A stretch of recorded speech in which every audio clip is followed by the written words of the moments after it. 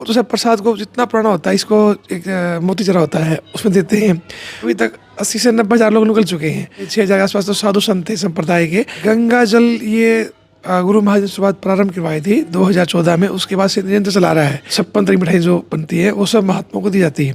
40.8 ton चीनी का प्रयोग हुआ है। उत्तर भारत का एक विशाल भंडारा जहरगिरी आश्रम में फिलहाल हम बैठे हैं। हजारों लाखों लोग यहाँ पर इस दिन प्रसाद चखने के लिए आते हैं और हजारों श्रद्धालुओं के साथ साथ हजारों साधु पहुँचते हैं अलग अलग कोने से, उत्तर भारत से, और कई बार तो विदेशों से साधु आते हैं। यहाँ पर महाराज जी हैं, श्री महंत हैं डॉक्टर अशोक गिरी, इनसे बात करते हैं। क्या कुछ कहेंगे महाराज जी, आज का जो भंडारा है वो अब की बार क्या नायाब रहा, इसमें क्या खास रहा? हरिओम, सुबह बतू। बाबा जहगिरी महाराज का ये वार्षिक उत्सव है और इसमें जो परंपरा चली आ रही है उस परंपरा अनुरूप भोजन प्रसाद बन रहा है। अब की बार जो विश्वनाथ जी से एक श्रृंगार करते हैं, विश्वनाथ जी में रुद्राक्ष की माला होती है। रुद्राक्ष में कई भ्रांतियाँ हैं, लेकिन जो पत्थर माला बोलते हैं ना, बहुत दुर्लभ माला है, वो माला वहाँ से बाबा के श्रृंगार के लिए यहाँ पहुँची है। और साथ में आप जितने देख रहे हैं भगत सेवक भोजन प्रसाद पा रहे हैं। और अनेक तरह के संत, हमारे अनेक संप्रदाय हैं साधु संतों में, अखाड़ों में, नाम में मतभेद है, लेकिन धार्मिक परंपरा में वो सब एक है, जिसे वो भंडारा कहा जाता है। अन्न अक्षर औषधि के अनुरूप से प्रसाद का वितरण काफ़ी वर्षों से जब पूज्य गुरुदेव ने प्रारंभ किया था, वही परंपरा के अनुरूप वही लाइन पे चला रहा है। और आज ये जितना भी प्रसाद आप देख रहे हैं, टोटली प्रसाद गंगा जल से, शुद्ध घी से। सबसे बड़ी बात है इसमें छोटे बड़े वर्ग के भाव हैं, आंतरिक भाव हैं, मानसिक भाव हैं, और वह समर्पण भाव से उन्होंने प्रसाद निर्माण करवाया है। लगभग कितने लोग यहाँ पर पहुँचे हैं श्रद्धालु? बहुत संख्या ही अनंत संख्या चल रही है। अभी हम चेक करें पीछे से तो प्रसाद का भरपूर मात्रा है प्रसाद। और अभी आप देखा बहुत क्राउड है, फिर भी अभी तक 80 से 90 हज़ार लोग निकल चुके हैं। आज 6,000 6,500 के आसपास तो साधु संत थे संप्रदाय के, हर एक मत संप्रदाय के थे, वो अभी तक आ रहे और जा रहे हैं। कई बार विदेशों से भी साधु पहुंचते हैं जी, अभी आए हुए हैं, लेकिन वो उनका फ्लाइट दिल्ली में रुके हुए हैं, वो कल या परसों आएंगे। अच्छा, तो बड़ा विशेष रहता है भंडारा। इसमें गंगा जल लाया जाता है स्पेशली प्रसाद के लिए। प्रसाद कितना तैयार किया जाता है, क्या कुछ मात्रा रहती है, और कौन से विशिष्ट भोजन बनते हैं? प्रसाद की यहाँ भक्त भेजते हैं, प्रसाद यहाँ पे गंगा जल आता है।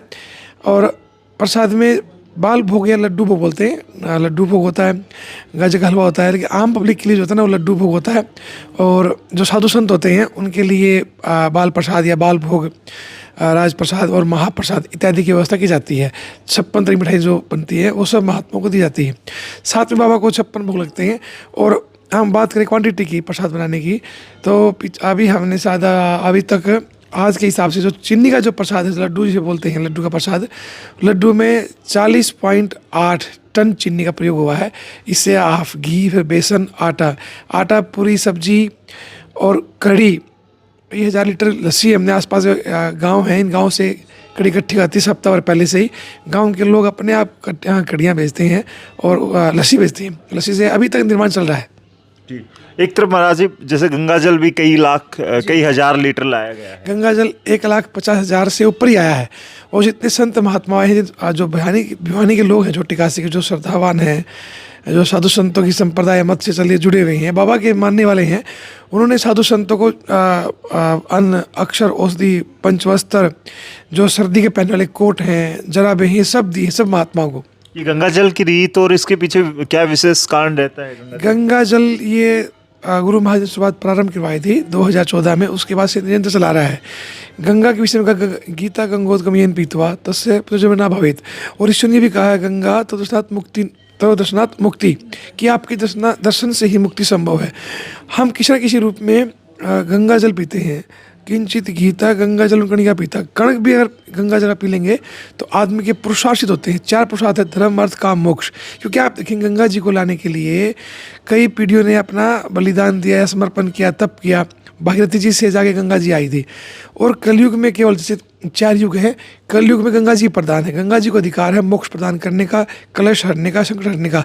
तीर्थ सभी हैं, लेकिन अगर आप कलिकाल की बात करेंगे, इस कलयुग में गंगा ही तीर्थ है, गंगा ही महत्व, गंगा ही धाम है।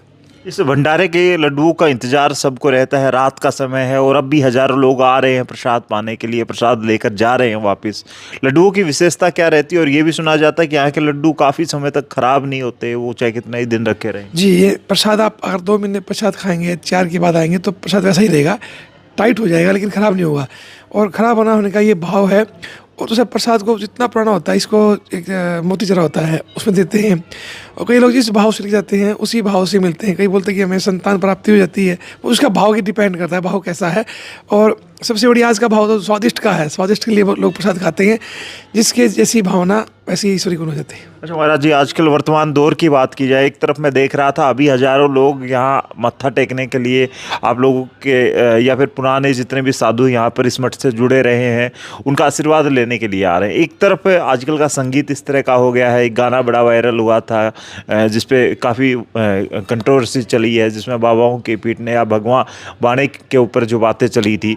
दूसरी तरफ भी आजकल लोग भगवान या फिर भगवाधारियों पर आरोप लगाते हैं या फिर बातें करते हैं, टीका टिप्पणी होती है।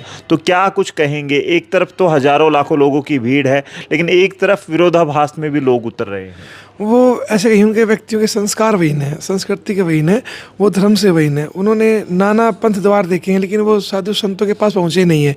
अब आप ये भीड़ देख रहे हैं, इसमें सभी तरह के लोग हैं, युवा जितनी भी सेवा कर रहे हैं सभी युवा लड़के बच्चे लगे हुए हैं। जो व्यक्ति जैसे भाव रखता है वैसे ही उसको संस्कृति मिलती है। कहीं ना कहीं हमारी संस्कृति का हवास हुआ है। कहीं ना कहीं हम देखने को मिलता है कि हम अपने ग्रंथों से, अपने अध्ययन से नहीं जुड़े, कहीं त्रुटियां रही है, मठों से त्रुटियां होने के कारण आज ऐसे लंचन लगते हैं। लेकिन आप देखेंगे ये जो कवि लोग हैं जो जैसे लिखते हैं, ये केवल एक कुछ समय वायरल होने के लिए ऐसी चीज़ें लिखते हैं कि जो उनको कुछ प्राप्त हो जाए। अब पीछे कुंभ मेला था, कुंभ मेले में लाखों करोड़ों संत आए थे और विदेशी लोग भी आए थे। अब उस भाव में जो कुंभ की व्यवस्था उन्होंने लिखी थी, अब वो कवि के विचार कैसे हैं, उसका भाव कैसे हैं, नीचता के भाव हैं, उसने क्या देखा जो वो ऐसा कर रहा है।